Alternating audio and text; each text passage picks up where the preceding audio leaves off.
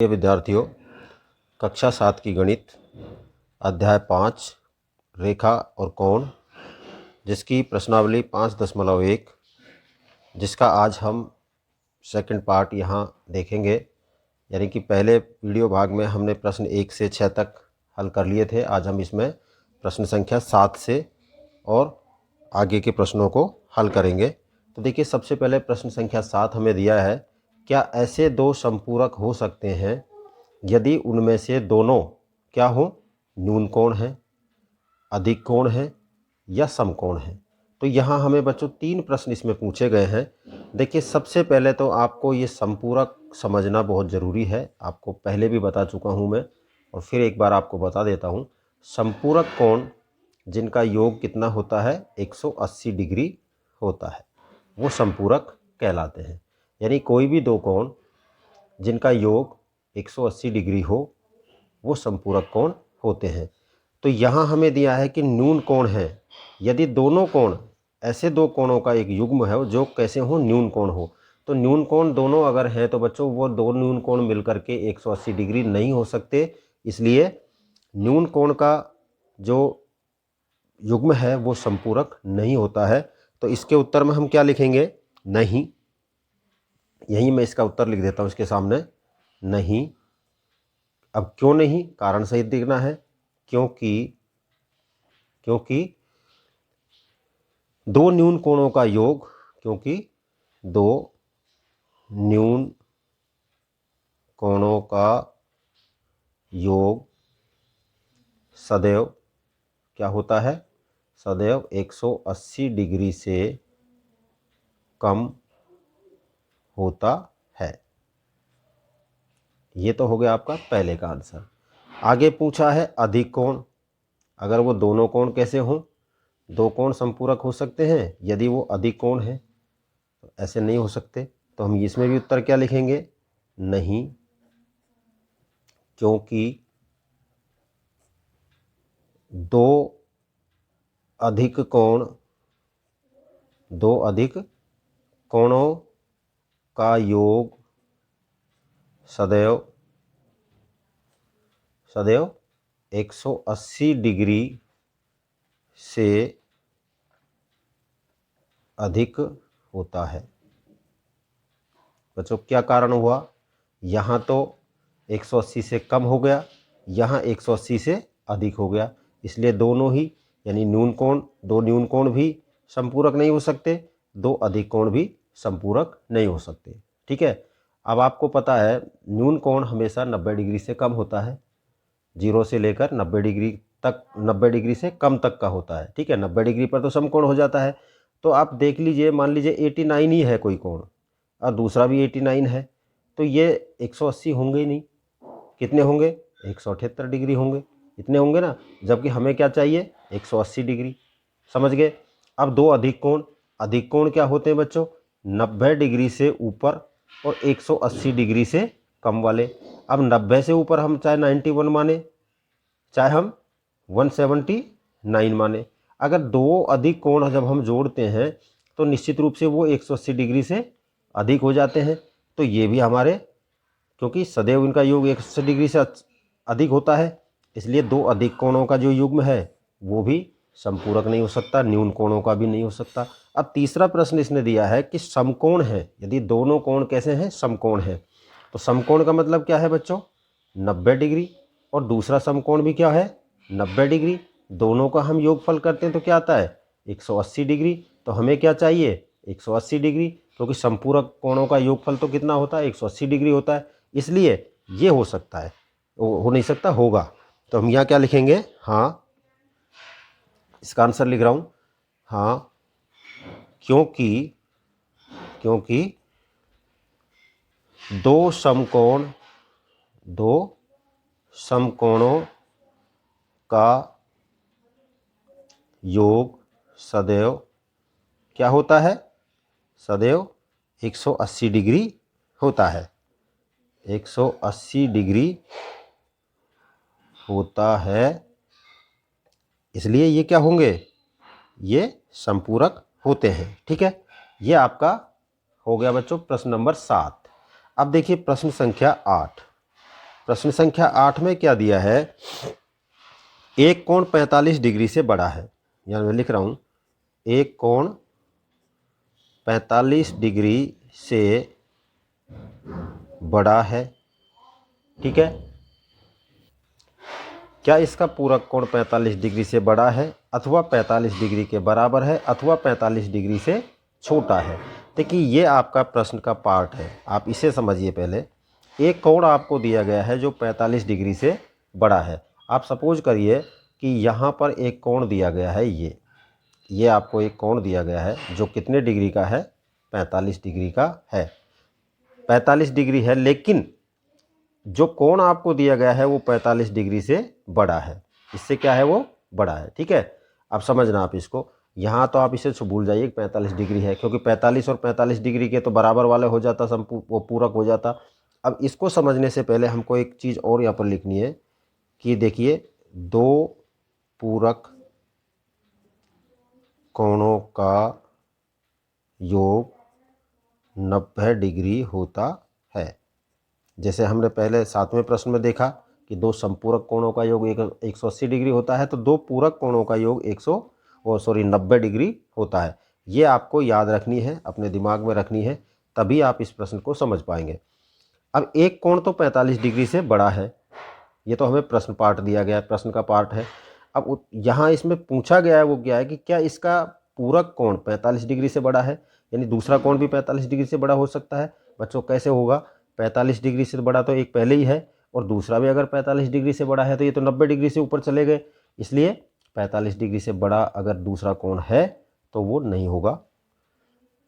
अथवा 45 डिग्री के बराबर है। अब एक तो 45 से बड़ा है और दूसरा भी 45 हो जाए तो क्या हो सकता है 90 डिग्री, नहीं 90 डिग्री से ये भी ऊपर जाएगा। हाँ, अथवा 45 डिग्री से छोटा है। अगर तीसरा कोण जो हमसे तीसरा स्टेटमेंट दे करके कहा है कि अगर 45 डिग्री से छोटा है तो वो पूरक कोण का योग हो सकता है, ठीक है। तो यहाँ हम क्या लिख दें, यहाँ हमें ये लिखना है 45 डिग्री से बड़ा कोण 45 डिग्री से छोटा कोण के साथ पूरक कोण हो सकता है, 45 डिग्री से बड़ा अथवा 45 डिग्री के बराबर वाला कोण पूरक कोण नहीं हो सकता, पूरक कोण नहीं हो सकता है। समझ गए, ये हमारा 8वां प्रश्न है। फिर एक बार समझ लीजिए, प्रश्न में पूछा गया है एक कोण 45 डिग्री से बड़ा है, यानी पहला कोण जो है वो 45 डिग्री से बड़ा है, दे रखा है पहले से ही। और इसका जो अगला जो पार्ट है वो दिया कि क्या इसका पूरक कोण 45 से बड़ा हो सकता है, नहीं हो सकता, क्योंकि हमेशा आपने देखा होगा कि एक समकोण ये है। अब एक कोण तो आपको पहले से ही 45 डिग्री से बड़ा दिया गया है, तो दूसरा निश्चित रूप से 90 में से 45 घटा लो आप, तो 45 बचते हैं। तो जब 45 से ऊपर है तो एक तो डेफिनेटली 45 से कम ही होगा, बराबर वाला भी नहीं हो सकता और अधिक वाला भी नहीं हो सकता। तो जो बराबर वाला नहीं लिखा हमने, क्या लिखा है, जो छोटा है वो पूरक हो सकता है। ये आपको इसमें उत्तर लिखना है, समझ गए। इस प्रकार बच्चों ये आपका 8वां प्रश्न कंप्लीट। अब हम देखते हैं प्रश्न संख्या 9 है बच्चों। प्रश्न संख्या 9 इसमें दिया है संलग्न आकृति में, ये एक आकृति है, इस आकृति के बारे में हमसे यहाँ पर कुछ प्रश्न पूछे गए। सबसे पहले पूछा गया है क्या कोण 1 कोण 2 का आसन्न है। बच्चों आसन्न कोण के बारे में आपको बताया था कि जैसे इस किरण पर, ये एक किरण है, इस किरण पर यहाँ एक बिंदु ले लेते हैं हम कोई भी, जैसे हमने O बिंदु लिया और ये आपकी A है और ये आपकी B है, ठीक है। अब यहाँ पर अगर हम एक कोण बनाते हैं तो ये कोण इस कोण का क्या होता है, आसन्न कोण होता है, क्योंकि इसमें ये जो किरण है आपकी OC ये उभयनिष्ठ है, ये इसके लिए भी है और ये इस कोण के लिए भी है। जब एक किरण दो कोणों के लिए उभयनिष्ठ होती है तो वो कोण एक दूसरे के आसन्न कोण होते हैं, ठीक है। तो हम यहाँ क्या लिखेंगे, देखिए यहाँ पर देखिए यहाँ क्या स्थिति बन रही है, ये कोण आपका इस तरह से जाता है, ठीक है। कोण एक कहाँ तक है, यहाँ तक है, ठीक है। और कोण दो कहाँ है, कोण दो आपका ये रहा। तो यहाँ पर OC जो जा रहा है, ये OC किरण, ये क्या है, दोनों के लिए उभयनिष्ठ है, ठीक है। तो हम यहाँ क्या लिख देंगे, उत्तर में लिखेंगे इसमें हाँ। हाँ क्यों लिखा, क्योंकि इसने पूछा है क्या कोण एक कोण दो के आसन्न है, तो हम उत्तर में लिखेंगे हाँ, क्योंकि अब किरण का नाम, यहाँ जो कोण है ये कोण हम पूरा लेते हैं इसको AOE, क्योंकि कोण AOE में कौन सी किरण, OC उभयनिष्ठ है, ठीक है। OC उभयनिष्ठ है, इसलिए उभयनिष्ठ भुजा है, भुजा लगाएंगे इसमें, उभयनिष्ठ भुजा है, इसलिए ये दोनों कोण कैसे हैं, आसन्न कोण है। अब दूसरा प्रश्न इसमें पूछा है क्या AOC AOE का आसन्न है, तो देखिए पहले AOC देखिए आप, AOC ये हो गया यानी एक नंबर कोण। AOE ये पूछा है तो ये भी है, ये है या नहीं है, इसमें पूछा है क्या AOC ये रहा, कोण AOE का, कोण AOE इसका आसन्न है, तो ये नहीं होगा, क्योंकि कोणों की कोई भी भुजा उभयनिष्ठ नहीं है, इन कोणों की कोई भी भुजा उभयनिष्ठ नहीं है, ठीक है। तो हम यहाँ क्या लिखेंगे, नहीं, क्योंकि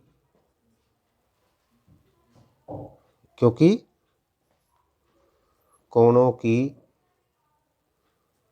कोई भी भुजा उभयनिष्ठ नहीं है, ये हो गया। तीसरा प्रश्न देखिए, क्या कोण COE, सबसे पहले आप COE देखिए, COE यानी ये वाला कोण, और EOD यानी ये वाला कोण रेखिक युग्म बनाते हैं, बिल्कुल बनाते हैं। देखिए ये एक रेखा है, इस रेखा पर एक कोण तो आपका ये बना हुआ है, दूसरा कोण आपका ये बना हुआ है। जब किसी रेखा के एक ही ओर अंतः या बाह्य जो भी होता है, एक ओर बने हुए कोणों का योग कितना होता है, 180 डिग्री होता है। देखिए इसका यहाँ से यहाँ तक और यहाँ से यहाँ तक ये 180 डिग्री है, तो हम यहाँ क्या लिखेंगे, नंबर 3 में हाँ, क्योंकि वे आसन्न कोण हैं। पहली चीज़ तो ये क्या है, आसन्न कोण है। आसन्न कोण कैसे हो गए, ये कोण की ये भुजा और इस कोण की के लिए भी ये भुजा उभयनिष्ठ है, आसन्न कोण है, और इनके कोणों का योग कितना है, और इनके कोणों का योग 180 डिग्री है, ठीक है। चौथा देखिए, चौथा भाग, चौथे भाग में पूछा है क्या कोण BOD, कहाँ है BOD, BO और ये D यानी ये वाला कोण, एवं DOA ये D है बच्चों, यानी कि ये कोण और ये कोण दोनों के बारे में पूछा गया है। संपूरक है, बिल्कुल संपूरक है, क्योंकि इस कोण का और इस कोण का योग 180 डिग्री होगा, क्योंकि ये दोनों कैसे हैं, रेखिक युग्म है, रेखिक कोण युग्म है, इसलिए इन दोनों का कोण 180 डिग्री होगा। तो हम क्या लिखेंगे, हाँ, क्योंकि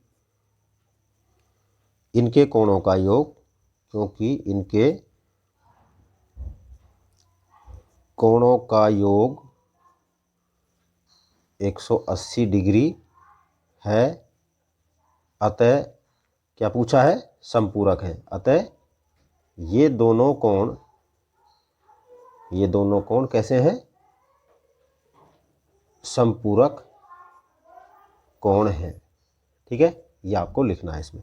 पांचवा देखिए, पांचवें में पूछा है क्या कोण एक का ऊर्ध्वाधर सम्मुख कोण 4 है, बिल्कुल है, क्योंकि ये रेखाओं पर देखिए AB और CD के प्रतिच्छेदन से बने हैं, ये AB और CD के प्रतिच्छेदन से बने हैं, इसलिए कोण एक का ऊर्ध्वाधर सम्मुख कोण कौन सा होगा? 4। देखिए यहाँ पर ये AB है और ये CD है। AB और CD का जो प्रतिच्छेदन हुआ है उससे यहाँ पर एक कोण और ये 4 कोण का निर्माण हुआ है। दोनों का मान समान है, ठीक है। शीर्षाभिमुख कोण है, इसलिए इन दोनों का जो ऊर्ध्वाधर कोण का जो संबंध है वो इन दोनों में है। तो हम यहाँ क्या लिखेंगे? हाँ, क्योंकि ये रेखाओं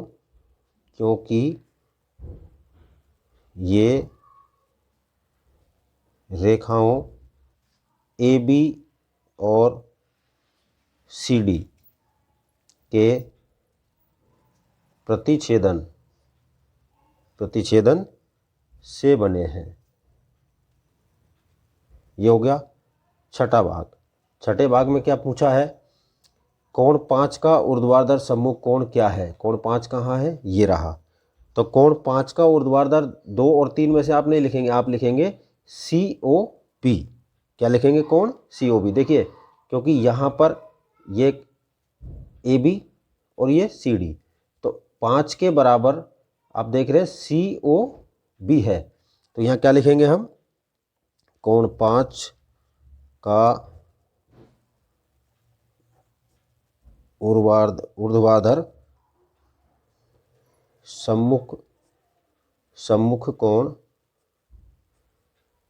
कोण COB है। और COB में क्या आ रहा है? कोण 2 और कोण 3। तो ये आपके बच्चों 9वें प्रश्न के हल हो गए। अब इसका प्रश्न देखते हैं 10वां। देखिए 10वां प्रश्न जो है इसमें दिया है, पहचानिए कि कोणों के कौन से युग्म ऊर्ध्वाधर सम्मुख कोण है और कौन से रैखिक युग्म है। ये बच्चों हमें इसी चित्र में से देख करके पहचानने हैं। तो सबसे पहले तो आपको ये देखना है कि ऊर्ध्वाधर सम्मुख कोण कौन से हैं। अभी हमने देखे हैं ऊर्ध्वाधर सम्मुख कोण, हमने क्या लिखा था? देखिए, हाँ, इसमें लिखा था हमने, कहाँ गया वो? हाँ, एक तो ये रहा, कोण 5 का ऊर्ध्वाधर क्या था? COB। और COB में कौन से बन रहे हैं बच्चों? कोण 2 और कोण 3 ये बन रहे हैं। तो हम यहाँ पर सबसे पहले तो क्या लिखेंगे? ऊर्ध्वाधर का उत्तर लिखेंगे। ऊर्ध्वाधर सम्मुख कोण कौन कौन से हैं? तो देखिए, कोण 1 और कोण 4 ये हमने देखा था, क्योंकि ये हमसे किस में पूछा था? प्रश्न संख्या 5 में। 5 में पूछा था तो हमने ये लिख दिया। एक युग्म तो हमारा ये हो गया, और दूसरा युग्म क्या होगा? कोण 5 के बराबर कोण 2 प्लस कोण 3, ठीक है। दूसरा जो युग्म होगा वो हमारा होगा कोण 5 और कोण 2 प्लस कोण 3, यानी 2 और 3 को जब हम योग करते हैं तो इस 5 के बराबर होता है, ठीक है। ये हो गया आपका पहला प्रश्न। तो और इसका जो दूसरा प्रश्न पूछा है इसमें पूछा है रैखिक युग्म। तो देखिए, रैखिक युग्म में बच्चों जैसे हम AB को लेते हैं, पहले AB पर आप देख रहे हैं कोण 4 और कोण 5 रैखिक युग्म है, ठीक है। 4 और 5 रैखिक युग्म हो गए। इधर अगर हम देखें तो कोण 1 और कोण 5, इस रेखा को देखते हैं तो कोण 1 और कोण 5 रैखिक युग्म है। और यहाँ अगर हम देखते हैं तो कोण 4, 2 और 3 ये हैं, लेकिन ये सेपरेट नहीं है। दो कोणों को ही हम युग्म में डिवाइड करेंगे तो केवल हम उत्तर क्या लिखेंगे? कोण 4 और कोण 5। या मैं लिख देता हूँ, आप देख लेना चित्र को। इसका उत्तर होगा हमारा रैखिक युग्म। इसमें आता है एक तो कोण 1 और कोण 5, कोण 1 और कोण 5, ठीक है। दूसरा आता है आपका कोण 4 और कोण 5, कोण 5, ठीक है। हम दो ही रैखिक युग्म इसमें शो करेंगे। देख लीजिए दोबारा से, इस रेखा की बात करते हैं AB की, तो AB पर कोण 4 और कोण 5 रैखिक युग्म बने हुए हैं। और जब हम बात करते हैं किसकी? CD की, तो CD में आपको 1 और कोण 5 ये रैखिक युग्म बने हुए दिखाई दे रहे हैं, ठीक है। इस तरह बच्चों हमारा ये प्रश्न संख्या 10 भी यहाँ पर कंप्लीट होता है। अब हम देखते हैं इसका प्रश्न संख्या 11। देखिए प्रश्न 11, निम्नलिखित आकृति में क्या कोण 1 कोण 2 का आसन्न है? कारण लिखिए। यहाँ हमें बच्चों ये दिखाना है कि कोण 1 और कोण 2 आसन्न कोण है या नहीं। बच्चों ये दोनों आसन्न कोण नहीं है। आसन्न कोण कब होते हैं? जब दोनों कोणों की एक भुजा उभयनिष्ठ हो। तो यहाँ उभयनिष्ठ तो हमको दिखाई दे रही है। देखिए, इसको मैं मान लेता हूँ ए, इसको मान लेता हूँ बी, इसको मान लेता हूँ सी और इसको मान लेता हूँ डी। ठीक है। अब यहाँ आप देख रहे हैं कि कोण 1 और कोण 2 के लिए भुजा BC उभयनिष्ठ है, लेकिन क्या प्रॉब्लम है यहाँ पर? दोनों कोणों के जो शीर्ष हैं वो अलग अलग हैं। ये कब उभयनिष्ठ हो सकते थे? ये जब उभयनिष्ठ होते, जैसे ये A होता, ये B होता, यहाँ कोण होता 1 और यहाँ कोण होता 2। ठीक है। और यहाँ पर क्या होता बच्चों? C और यहाँ पर होता O। अब देखिए कोण AOC, कोण AOC और कोण COB, इन दोनों के लिए भुजा भी उभयनिष्ठ है और O बिंदु दोनों के लिए उभयनिष्ठ है। यानी बिंदु O दोनों के लिए उभयनिष्ठ है। यहाँ भुजा तो उभयनिष्ठ है लेकिन शीर्ष दोनों के लिए अलग अलग है, क्योंकि O दोनों कोणों का शीर्ष है। कोण 2 का भी शीर्ष O है और कोण 1 का शीर्ष भी O है।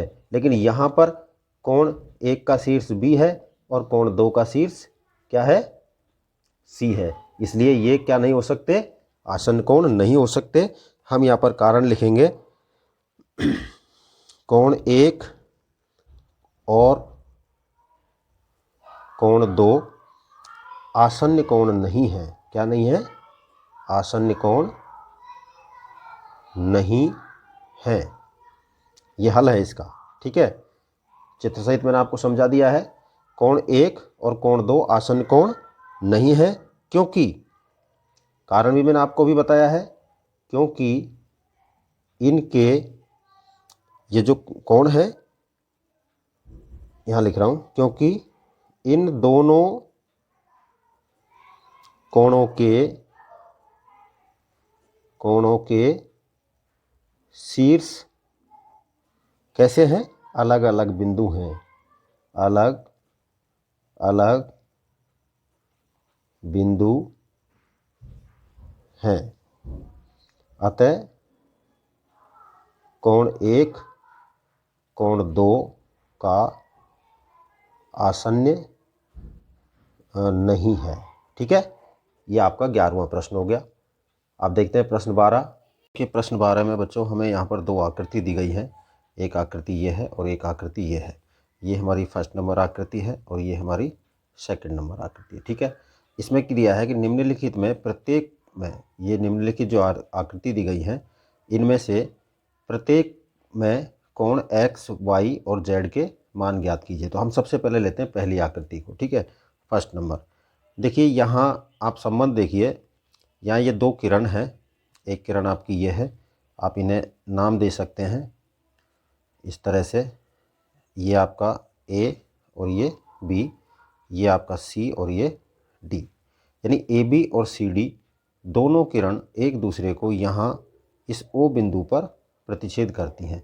इसी प्रकार से हम इनको भी देख लें, AB CD, ये भी बिंदु O पर यहाँ प्रतिच्छेद करती हैं, लेकिन इसके बारे में हम बाद में देखेंगे। पहले इसको देखते हैं।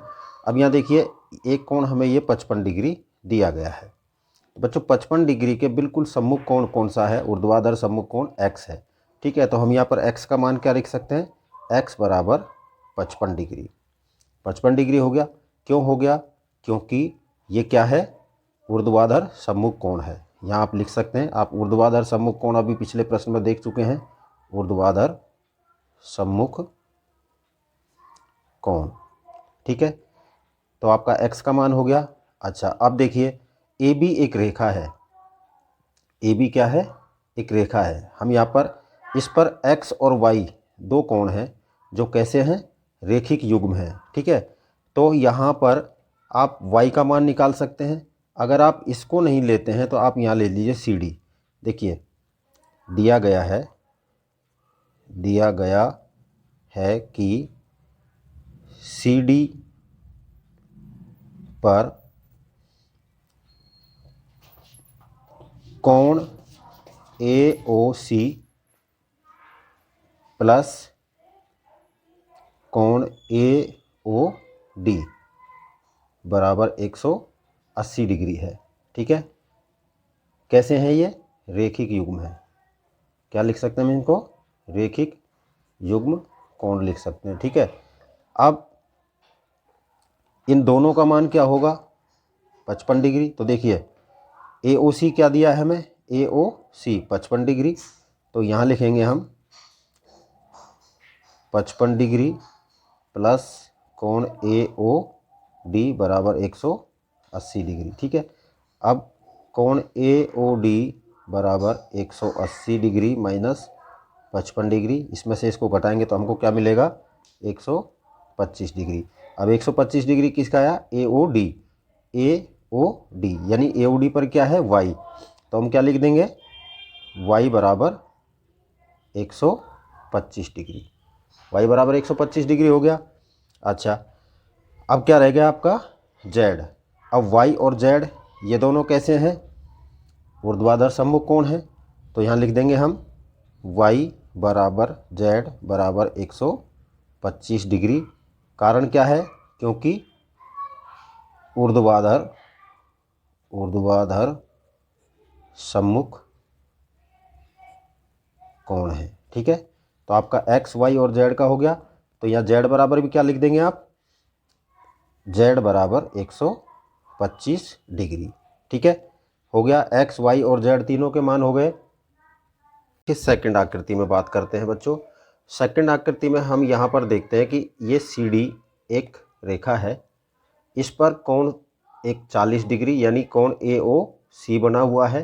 AO यहाँ पर आप E डाल लें, इसको AOE बना हुआ है और EOD बना हुआ है। तीन कोण बने हुए हैं और ये एक रेखिक युग्म के एक रेखिक कोण है। ठीक है, तो यहाँ पर हम क्या लिख सकते हैं, देखिए मैं इसको यहाँ कर रहा हूँ क्योंकि तो आकृति नहीं तो दिखाई नहीं देगी। सेकंड, हम यहाँ लिख सकते हैं कि कोण मतलब 40 डिग्री प्लस कोण X प्लस 25 डिग्री यानी 40X और 25, इस रेखा पर ये जो कोण बन रहे हैं 25 का, X और 40 डिग्री का, ये सब बच्चों कितने के बराबर होते हैं, 180 डिग्री के बराबर होते हैं। तो हम X का मान निकाल सकते हैं। X बराबर क्या होगा, अब देखिए X बराबर हम निकालते हैं 180 में से -40 -25 ये घटा देते हैं, तो 40 25 65 हो गए। 65 हमने 180 में से घटाया तो हमें क्या मिलेगा, 115 डिग्री। तो X बराबर क्या हो गया, X बराबर हो गया 115 डिग्री। ठीक है, आपका एक आंसर आ गया, ये आपका एक आंसर यहाँ पर कंप्लीट हो जाता है। अब देखिए आगे, यहाँ आप देख रहे हैं कि 40 डिग्री के बिल्कुल ऊर्ध्वाधर में क्या है, Z है। ठीक है, यानी कि ये रेखा और ये रेखा, इन दोनों रेखाओं के प्रतिच्छेदन पर इधर 40 बन रहा है और इधर क्या बन रहा है, Z बना हुआ है। तो Z का मान क्या लिख देंगे हम, Z का मान हो जाएगा आपका 40 डिग्री। समझ में आ रहा है या नहीं आ रहा है, देखिए 40 डिग्री के बिल्कुल यहाँ पर बना हुआ है एकांत, ये कौन से है, शीर्षाभिमुख कोण है। देखिए अभी पहले हम Y का मान निकालते हैं, ये Z को बाद में लेंगे, पहले Y का मान निकाल लेते हैं।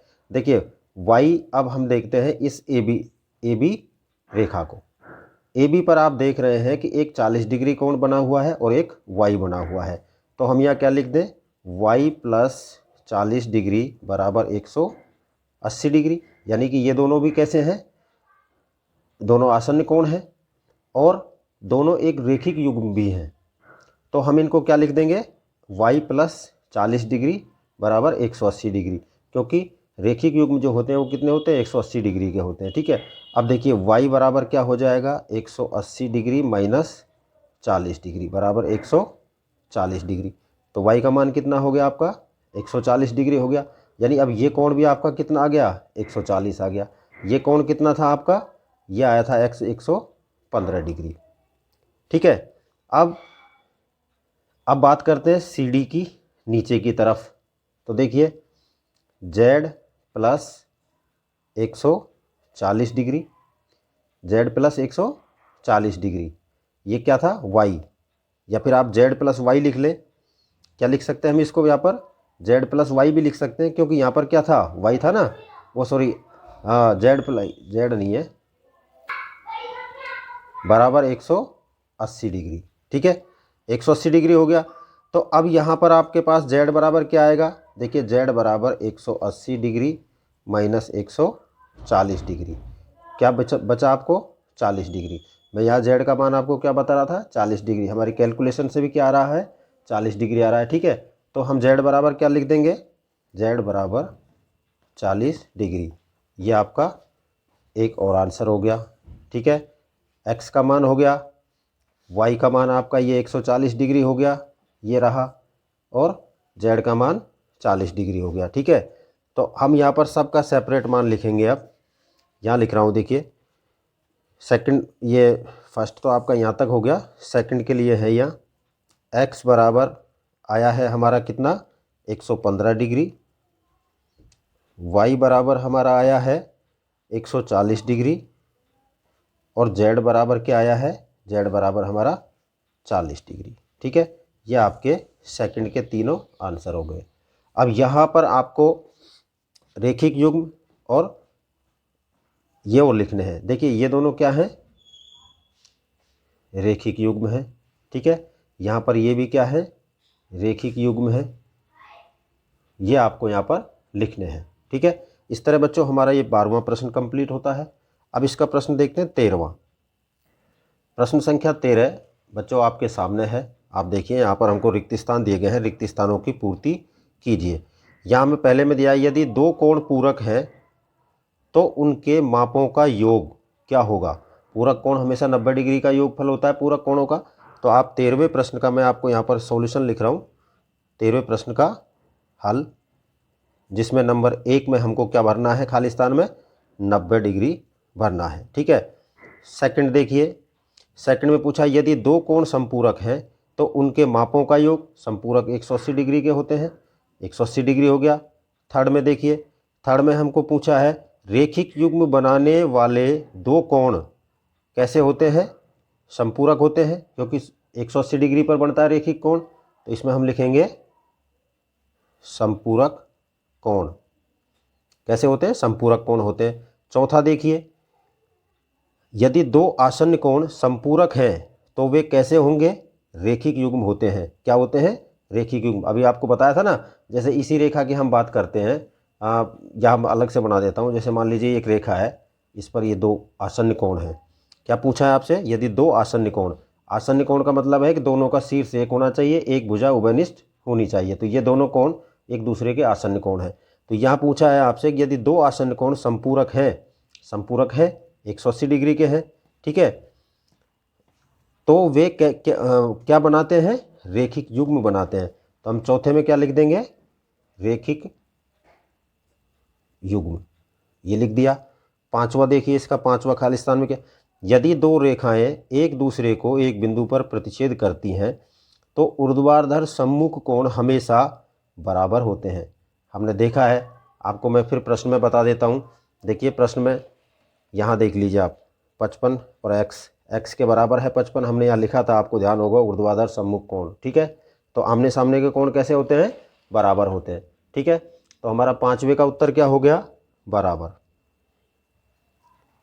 छठा प्रश्न जो दिया है हमको, उस छठे प्रश्न में हमको पूछा गया है हमसे, यदि दो रेखाएं एक दूसरे को एक बिंदु पर प्रतिच्छेद करती हैं और यदि ऊर्ध्वाधर सम्मुख कोणों का एक युग्म न्यून कोण है तो ऊर्ध्वाधर सम्मुख कोणों का दूसरा युग्म कैसा होगा, अधिक कोण होगा। एक न्यून कोण है तो दूसरा अधिक कोण होगा।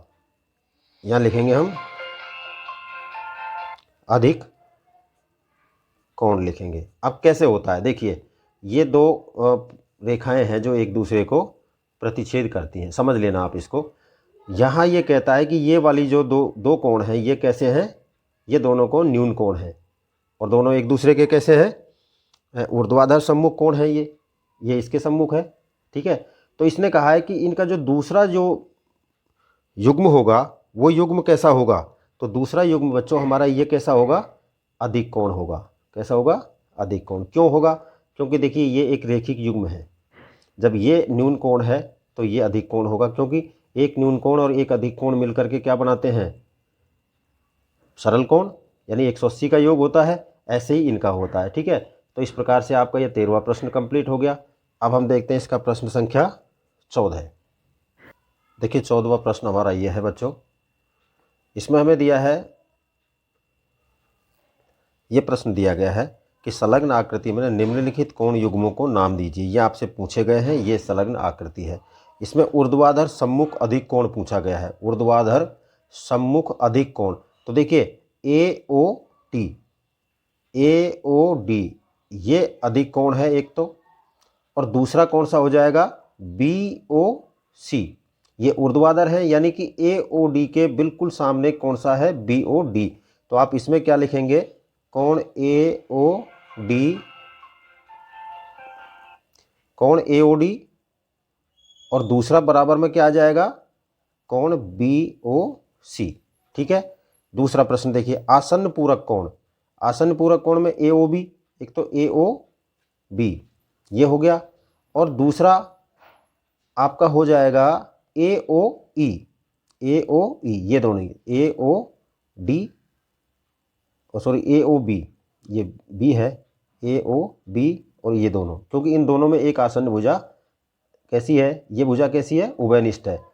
AOB और AOE ये दोनों कैसे हैं, पूरक आसन्न कोण है, क्योंकि ये 90 डिग्री बन रहा है। यहाँ देखिए आप, 90 डिग्री का योग भी होना जरूरी है। ये आपका 90 डिग्री का योग हो गया, और ये दोनों एक दूसरे के पूरक हो गए। तो हम यहाँ पर उत्तर क्या लिख देंगे, इसमें कोण AOP और दूसरा कौन सा है, कोण AOE। मिलान कर लो, AOB और AOE ये दोनों हो गए। समान संपूरक कोण, संपूरक कोण यानी 180 डिग्री का उनका योग होना जरूरी है। तो इसमें देखिए मैं लिख रहा हूँ कोण BOE, कोण BOE, और दूसरा है हमारा कोण DOE, कोण DOE। समझिए BOE कौन सा है, BOE एक तो ये हो गया, और एक हमारा हो गया DOE ये हो गया।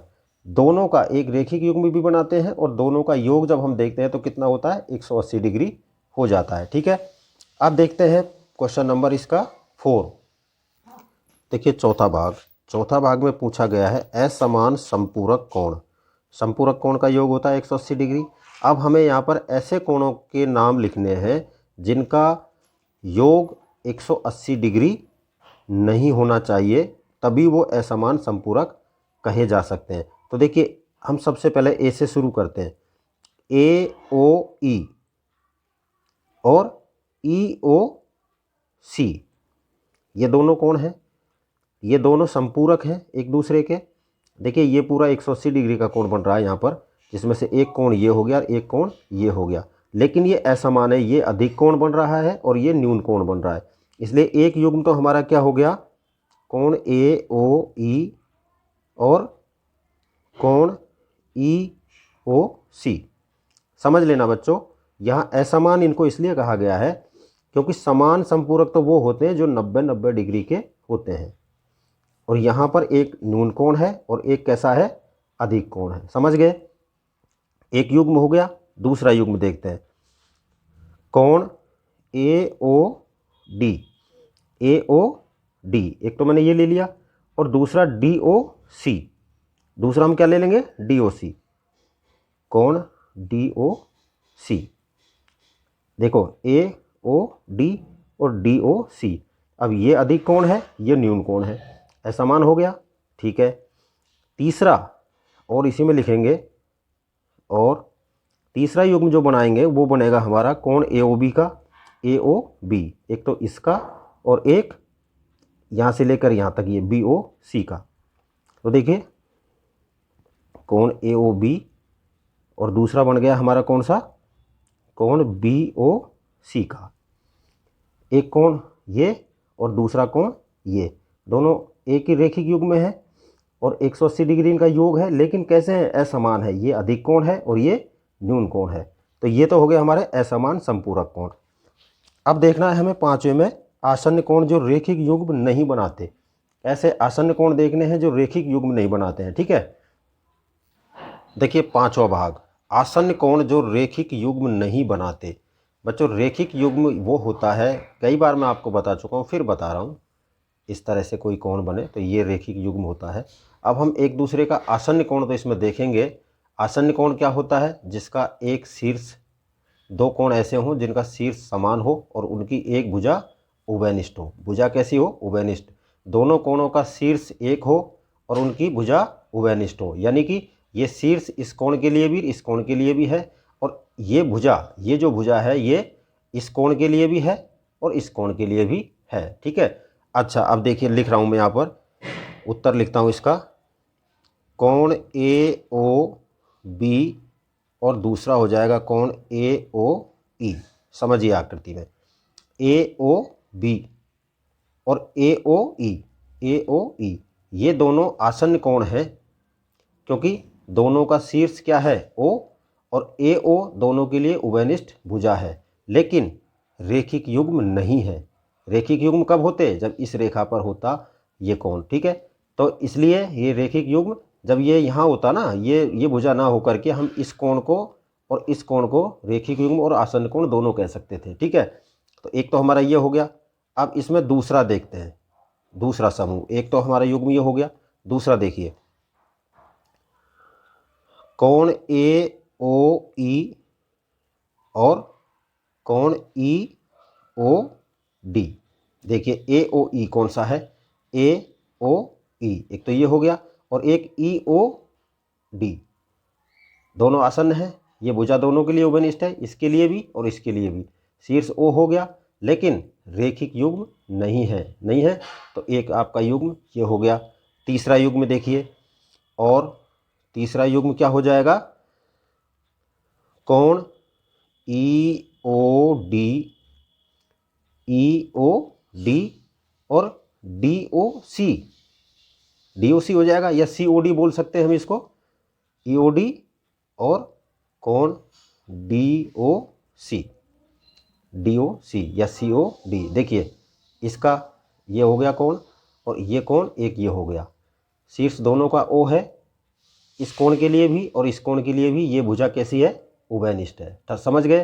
तो इस तरह से आपके ये आसन्न कोण तो दोनों हैं ही, लेकिन रेखिक युग्म नहीं है, ऐसे ये आपके युग्म हैं।